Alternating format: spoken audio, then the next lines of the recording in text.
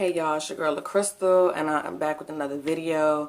And in today's video, I'll be talking about my dad's death, so just stay tuned.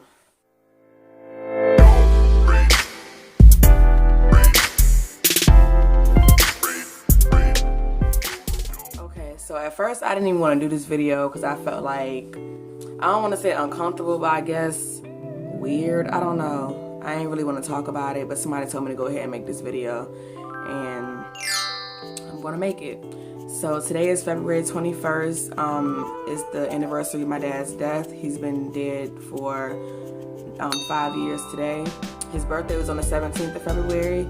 I was debating on making a video that day, but I kept procrastinating. So I was like, okay, LaCrystal, you wanna do it? Just go ahead and do it now. Like, I sat in front of the camera so many times this morning, and just walked away from the camera, and I'm like, you know what, I need to get this done. So here we go. So I grew up in the house with both parents, and I'm not trying to knock anybody that didn't, because as you can see, my kids are growing up in a household with one parent, so no judgment. I'm just stating the fact. So I was fairly close to both of my parents, but more so my dad at the time, because I was always with him. My mom would go to work, and he was always the one like watching me or whatever. I don't want to get too far off, so let me just get straight to the point. My dad has been having health issues for a while. I remember I was like 10 years old, and something happened to him at his job. He fell over or passed out, and they had to airlift him to the hospital, and apparently he had stopped breathing. He died 3 times. They resuscitated him. I hope I'm saying that right. And it was a troubling time because, you know, I was 10 years old and I didn't really understand what was going on, but I just knew that my dad wasn't well. So I was having a sleepover with my friends at my sister's house, and my mom came in there crying, and I'm like, what's going on? And she was like, you know, my dad's name was Sydney, so she's like, Sydney not doing well, blah, blah, blah. So I already knew that, well, in my mind, I was thinking, oh my God, my dad's gonna die. So I just broke down crying. And, you know, all my friends, you know, they were so supportive. My cousins was there. They all started crying. We all just in there crying. So then finally, my sister put like a movie on, that, you know, to change the atmosphere and the vibe. So I eventually like got it out of my mind or whatever. So by the grace of God, my dad was doing well. He was in the hospital in Norfolk, and they took very good care of him. They put I think it's called a trachea in his throat, because he was on oxygen for a while. So they finally put that in there, which is what he needed the whole time. Like, had he had that, he would have never had an episode at work. So he finally got that, and he was doing well. I believe in my heart it was still a time limit on his death, because, on his life, like his lifespan, because he had deteriorated lungs. But I think the trachea prolonged it, if you understand what I mean. So, you know, as I got older, my dad was fine, like no health issues, no going to his doctors, getting regular checkups, and that's just what it was. He was doing better, and I just was so happy. Like, I didn't want to lose my dad. So, and one more thing, I apologize if y'all, like, my phone is about to crash, and it's like blinking on my end. I really hope and pray that it's not doing that on y'all end, because that'd be so whack to have a YouTube video up and it's doing all that. So if it is doing that, please let me know in the comments so I can maybe make this video private or something and redo it. I want to say late 2013 going into 2014. My dad went to his doctor's office, and they told him, you know, you got to eat better, because my dad was he was a bigger guy. He wasn't like obese, but he was bigger. So they was like, you know, you need to eat better, you know, cut out certain things that you're eating and be on a diet, blah, blah, blah. And stay away from too many fluids, because, you know, he was his feet would swell up, and he would, I think they call it gout or something like that. His feet would swell up. I should know all this, I'm a medical assistant, but his feet would swell up. They told him to, you know, just stay off your feet for as long as you can, go on a diet, you know, try not to drink soda, you know, stuff like that. So I don't think he listened, so he just kept eating the way he was. And eventually he went back to the hospital, and they told him, like, I'm sorry, but you have 2 months to 2 years to live. Apparently he had congestive heart failure. They said that he had cancer under his heart. And of course the things that was going on with his lungs, I feel like was something else that I can't remember, and I feel dumb for that, but I really can't remember. But I think that's basically what it was. I know it's congestive heart failure. So I'm at home with my kids, my boyfriend, we all just, you know, watching TV, whatever. Put the kids to bed. Next thing I know, I get a phone call. Because mind you, I'm sorry, let me rewind real quick. I would text my dad while I used to work at McDonald's, and I was in the back booth. So you know, you in the back booth, you to yourself. Like, I'll be on my phone. If I had no cars, I'll be all on my phone texting. So I would text my dad every morning, like, how you doing, how you doing, how you doing? Because I knew he wasn't doing well. And he was like, I'm not feeling well today, but I'm going to get better, and I love you. And I was like, I love you too. And I still have that in one of my old phones, and I'm going to get that phone fixed just so I can have that memory. But, you know, I would check up on him. I would go sit with him at the house, and we'll just laugh and talk, and I would look at TV with him. It's like when I was a little girl. And then when his little stories go off, he's like Western stories or Western shows. I'm like, can I watch my TV then? Can I watch Lifetime? And he was like, yeah, go ahead. So, you know, we just doing that. So then, like, now fast forward. I'm sorry, I'm nervous because I didn't want to do this video. So now fast forward. Like I said, I'm chilling with my boyfriend, the kids, and, you know, put the kids to bed, and all of a sudden I get a phone call, and it's from I think it's from my dad, and my mom was around him, and he's like, Crystal, I got something to tell you. And I'm like, what is it? And he was like, I went to the doctor today, and they told me I have 2 months to 2 years to live. And I was like, why are you lying? Like, in my mind, I'm just thinking, because my dad used to play a lot. Like, I used to get smart with him when I was younger. He was like, when I'm gone, you gonna miss me? And of course I'm gonna miss him. But, you know, I thought he was playing a trick on me. And I was like, look, if you playing, this is not the time. It's not funny, you know? So my mom got the phone. She's like, Crystal, he's telling the truth. And he was like, you know, and I got cancer under my heart. And my mom didn't even know that. So she was like, what? You got cancer under your heart? And I'm like, you know what? Bye, y'all, because y'all playing with me, and I don't have time for it. So I hung up on them. As I admit that was wrong, but I hung up on them, and I was just like, why are they doing this? Out of all my siblings, I'm the youngest. I have a brother, I have a sister, and then I have another sister that y'all did not meet, and we have the same dad. So out of all the siblings, I'm the one with the smart mouth. So I'm thinking, you know, they're trying to teach me a lesson because I be mean and I be talking smart and all this stuff. Even though I'm grown, I still got my little smart mouth ways. So I'm like, they're just trying to teach me a lesson. Like, that's childish. Like, just tell me to stop talking to you like that, or to be nice, or, you know, something. Like, don't tell me you're sick if you're not. So I hung up on him, and I felt bad for hanging up. So I texted him, and I was like, Daddy, please, like, can you stop lying? Like, this is nothing to play with. Like, I don't understand. Like, y'all want me to do something differently. Like, just tell me. Don't tell me that you're dying, basically, to get me to act right, because that's not funny. So he texted me back, and he was like, I'm not lying, it's true. So at that moment, it's like reality hit me. So the kids in the bed, and I was just up all night crying all night. And my boyfriend was like giving me tissues and rubbing my back. I had to stay up for like 5 hours crying. I might have been up to like 1 o'clock in the morning, I don't know, but I just was crying because I couldn't believe it. Because, you know, we all know that we're all going to die one day, but you never think it's going to happen to you. Like, you know it's going to happen to you, but you never expect it to happen to you, if that makes sense. So I'm the type of person thinking, okay, my parents are never going to die. Like, that's, you know, that sounds stupid, but that's how you think. Like, this will never happen to me. Or you just don't dwell on the moment that it's going to happen. You live for the moment that you're living for at that moment. So I'm like, my parents, they ain't going to never happen. I was honestly hoping to die before my parents, because I didn't want to deal with that. But it was true. So like I said, I was up all night crying, and I had to be to work the next day. Mind you, I was like 4 months pregnant, because I was pregnant with Pootie at the time. So I was a nervous wreck, and I was just scared. So I started going to the house, spending more time with him. Then I remember I had my mom watch my kids, and I was at work, and she called me, was like, you need to get off of work, because, you know, your dad just passed out. He hit his head on the wall, and the ambulance came and got him.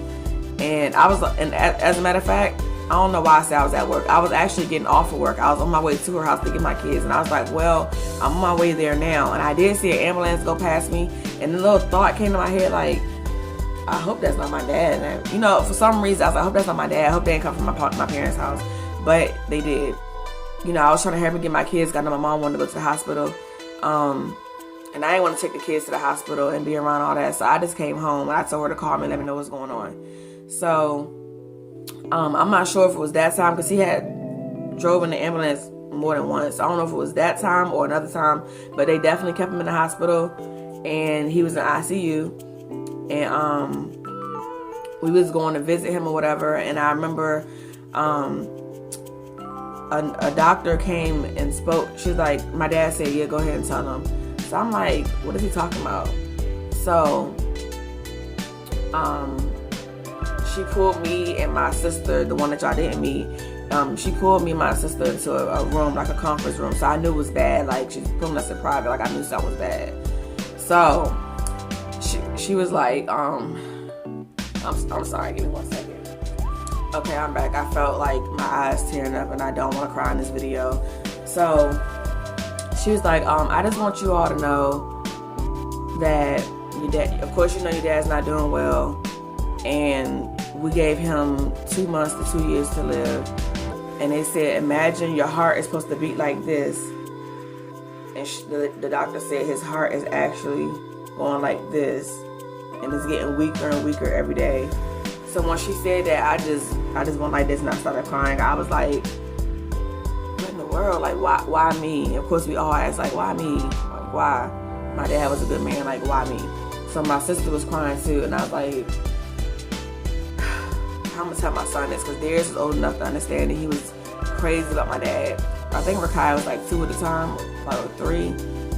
I think Rakiyah was 3, Jalil was 2, and Darius was 5 or 6.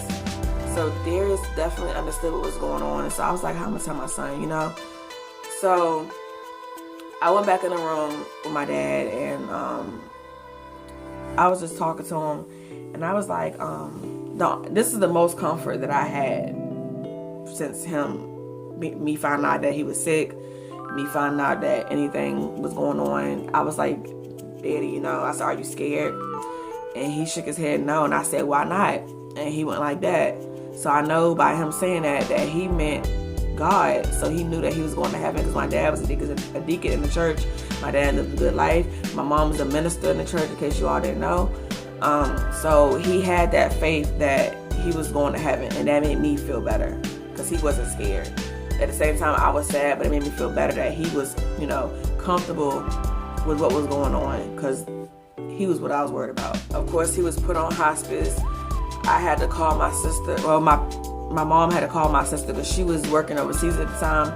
So we had to go through, what is it called, Red Cross? We had to go through Red Cross and call them and let them know, you know, my sister needed to come home. Her dad's dying, blah, blah, blah. So my sister ended up flying home 2 days later, I think.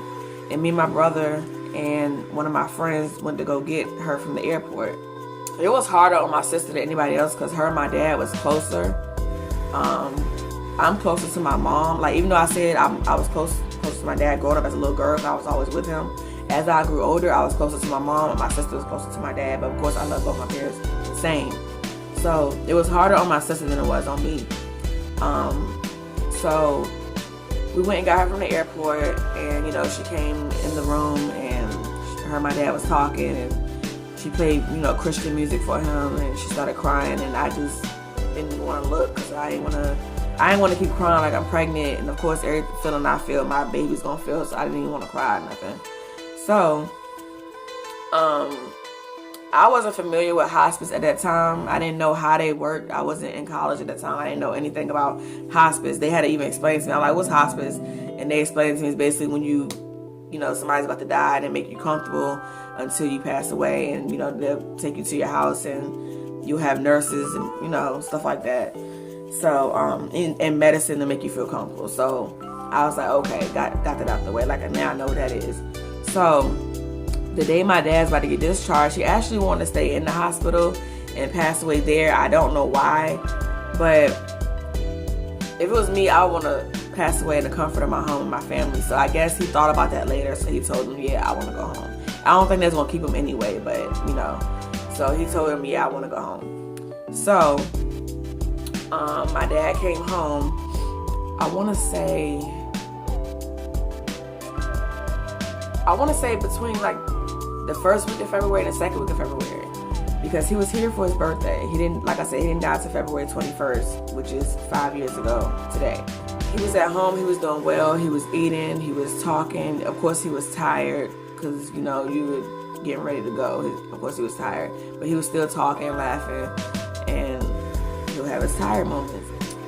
My brother was the most helpful in the situation because the nurses taught us how to give him his medicine through his IV, and my brother was the first one to learn. He taught me, he taught my mom, he taught my sister, and my he was in the Marines at the time. He's retired now, but he was in the Marines at the time. He was doing most of the work, so when he had to leave and go back to work, he was teaching us how to do it. And my dad begged him, like, please don't go, because if you go, I'm gonna die. I don't know why he said that, but he's like, if you go, I'm gonna die. Excuse me. I guess that this is my dad. My brother was doing the most work, because it was frustrating on all of us. Like, we were all bickering, arguing, anything, you name it. Like, we was all doing that. It was such a tough time, and it was frustrating on everybody. Of course, back then I'm looking like, forget y'all, like, I'm ready to fight, you know. But now I'm thinking back on it, it was frustrating on everybody. We all was just frustrated, and it was just a sad moment in our lives that we did not expect to happen so soon. So yeah, my brother was the only one that kept his calm. He the only one that kept me and my sister calm, and it was just a mess. So eventually my brother had to leave, but he was supposed to come back. Me, my sister, and my mom would take turns giving him medicine. I wasn't staying there overnight. I was staying at home with my kids and my boyfriend, and I regretted, like, I wish I would have stayed at home with him, you know, but I can't change the past or anything. So one day I went over there, and I think it was a nurse there. I think she had just gave him a bath or something, and she was talking to my mom in the kitchen, and they was just having talk, because I think my mom knew her personally, like, because my area is so small, so they was just talking, and I wanted to go say hi to my dad or whatever. Then I had to leave. So then my dad told my mom, he's like, you know what, I want to have a birthday party for my birthday. He's like, I feel like I'm up to it. And she's like, okay, that's good. And sorry, my heat just came on. I hope that's not affecting anything. But so we had a birthday party, and he was doing good. He ate, we sang happy birthday, we had cake. He told me my kids are too loud, which I can understand. I was 20, what? I was 28 now, so I was 24 at the time. So when he said my kids are too loud, I did get mad. Like, oh my God, what you, like, I didn't say that, but in my head, I'm like, oh my God, what you mean my kids too loud? But of course, they were young, they were too loud. So I told my kids to be quiet, and I felt bad for being mad, because I'm like, my dad is sick, he is dying, so I should be courteous. But I'm not the type to let my kids run around being loud. I guess I'm just so used to the noise, it didn't bother me, but it bothered him. So, you know, I had them be quiet or whatever. No big deal. So the birthday party was nice. My dad was, like I said, he was up to it. He ate food. He ate cake. I think I made some food and brought it. I don't know, meatballs or something. I made something. So that was that. And you know, when I was there, I know I'm backtracking a lot, but it's like, I barely talk about this, so I'm all over the place with the story. I would go over there and see him, and I would go over there and see him, and I would talk to him, and we'd just have, you know, conversations or whatever. And one thing about me, I'm not big on using the L word unless it's to my kids. So I never really told my parents I loved them. So when my dad was in the hospital, I was like, Daddy, you know I love you, right? And he was like, yeah, I know. And I was like, I took a picture with you because I want to remember this day. He was like, sure. So I took a picture with him, which I'll try to insert. Okay, so like I said, I'm all over the place with the story. Backtrack. When we all found out what was happening, I brought Darius to the hospital with me this time. And I was like, we gotta tell him, because he's old enough to understand. Darius is very mature for his age. When Darius was 3 years old, he knew how to spell his name backwards. Like, Darius is very mature for his age, so he already knew what was going on. So I think my daddy told him, and my mom told him, like, they just kind of told him together, like, you know, granddaddy been sick. I want you to know granddaddy gonna be gone soon. And as soon as Darius heard that, he just bust out crying, and it just broke my heart. Like, I had to leave the room. Like, it just broke my heart because they was really, really close. My dad kept Darius a lot when I was working or just over the weekend just to keep him, and they were extremely, extremely close. And that was his first grandchild. Not to say the first grandchild is the favorite, but that's his first grandchild. So, you know, and Darius loved my dad. So it really broke his heart. So now, fast forward, like I said, I'm sorry. I really apologize. The story's all over the place, but I just don't talk about it. I know this is gonna sound really, really selfish, but sometimes I try to act like none of this exists. That's my way of coping.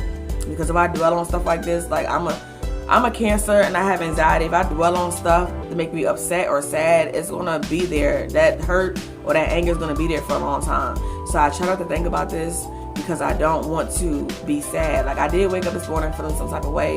Normally this day don't bother me. For some reason today it just kind of got to me. So like I said, I lost my whole train of thought. But okay, so one day I was at home, me and my boyfriend was arguing, and I was about to go see my dad. And I was like, you know what, let me just go see my dad to get my mind off of this. And next thing I know, I'm getting back on the interstate to come back home. And I always wish that I would have went to see my dad, because that would have been the last day I saw him alive. And I didn't go because the family was bickering. Me and my mom wasn't getting along. My sister and my mom wasn't getting along. So it's like I didn't want to be around her at the moment. So I'm like, I'm just going back home.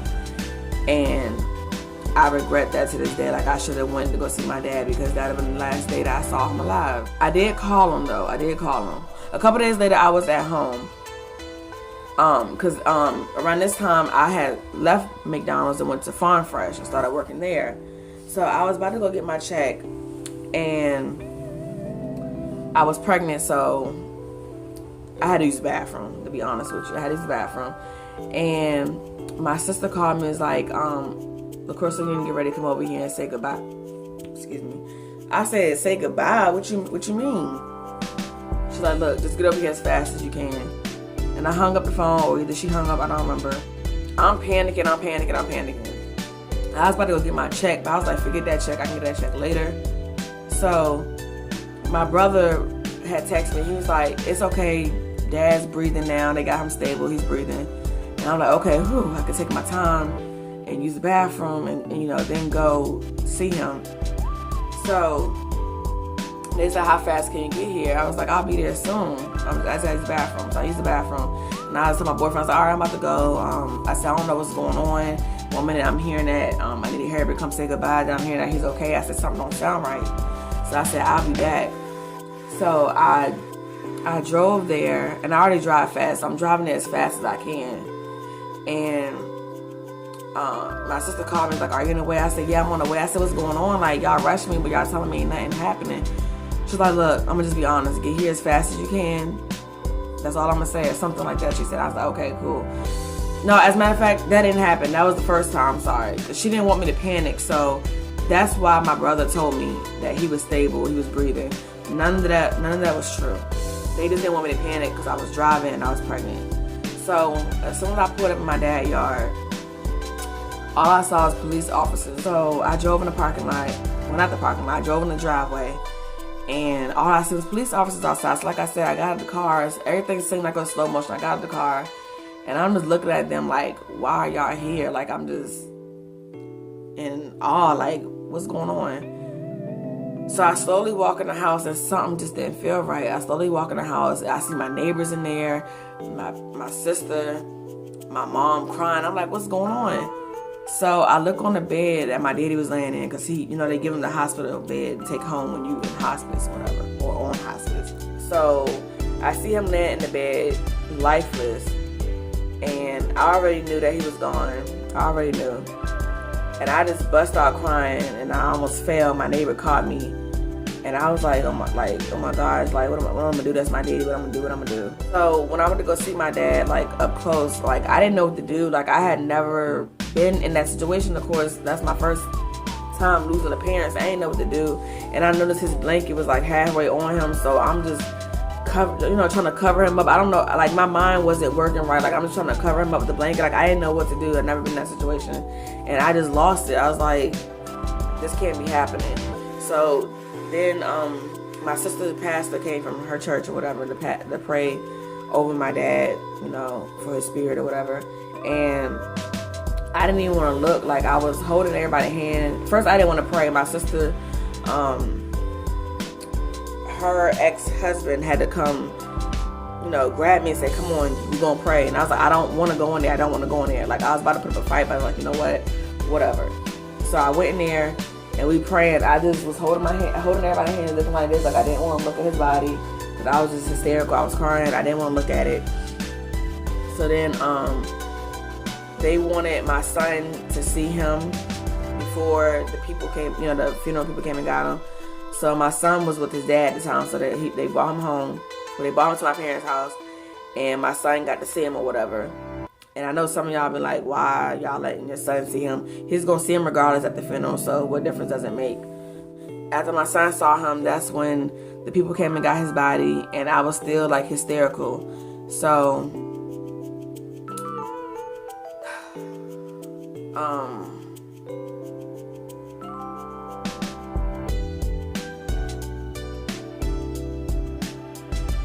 I watched them take my dad's body out the house, and that was the most realest that it got for me. And I followed them out of the driveway because they took his body in the blanket. I was upset about that. I was like, why are you taking him in the, in my head, I was like, why are y'all taking him in the blanket like he's a animal, I wanted to say it, but it wasn't the time, it wasn't the place. And maybe that's how they do it, I don't know, but I didn't like it. So they took his body out the house and put him in the back of the truck, and I just followed the truck till it got to the end of the driveway. And it was just, as a matter of fact, it didn't even start raining until after they got him in the car, and just poured down rain out of nowhere. And I was like, what does this mean? Like, does this mean something, So, and it's crazy, like I said, my area is so small, so I knew the people that came and got him, of course, because they're well known. They own a funeral home. And the lady that came and got his body, she's a hairdresser, so I knew her since I was little, but she just started working for them.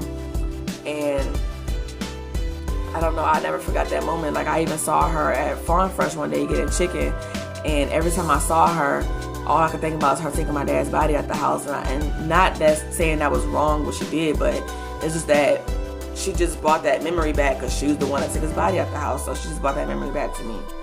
And so I would try not to, like, when she came to Farm Fresh, I would really try not to deal with her because I didn't want to think about that, But fast forward, we had the funeral. I had my sunglasses on because I didn't want nobody to see me cry.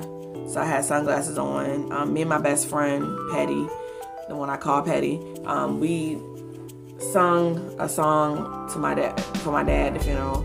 The most pain that I felt at that funeral was when Darius wrote my dad a letter.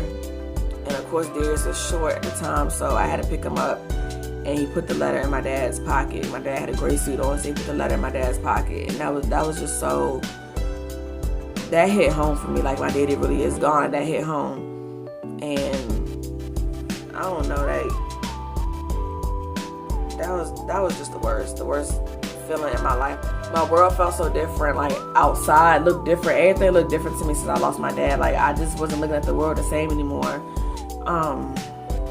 So that's basically it. Honestly, that's all I have for y'all. But I will tell you this: if you do have a father in your life, please cherish him, because you never know when he's gonna leave. I am blessed to still have my mom in my life. If something was to happen to her, I don't know what I would do. But I have a certain love for my dad, and I have a certain love for my mom. So if you have a living parent, like, talk to other people that have living parents also. If you have a living parent, please show them respect. Please, if they call you all the time, let them call you all the time. If they want to do stuff with you, go do it. If you want to call and check on them to say hi, just do it, because you never know when they're going to leave. And I never thought it would happen to me. And it did. So it's bound to happen to anybody else. So if you have a dad in your life, you are blessed. If you're in a certain situation where you're not talking to your dad or your mom, reach out to them and get on good terms with them, because you never know when they're going to leave. And the last thing you want is something to happen to them and you're not talking to them, or y'all argue over something so stupid and you can't take the words back that you said because they are gone. So that's all I have for today. I hope that something I said inspired somebody, touched somebody. Thank you to all my supporters. I just feel so comfortable with y'all now, and that's why I decided to share this story. And like I said, I hope it touched somebody. And I hope y'all have a good day, and I'll see y'all in the next video.